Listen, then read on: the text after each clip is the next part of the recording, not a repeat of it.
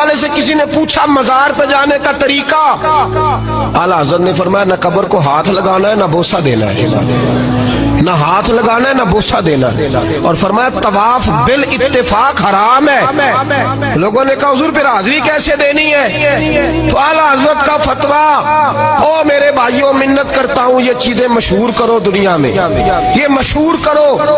हमारा ज्यादा नुकसान वो मलंग तलंग कर रहे हैं जो दरबारों पे बैठे हुए, ये गंद जो डल गया इसे साफ करो।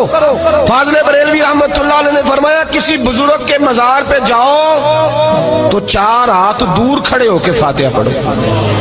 कितनी दूर है?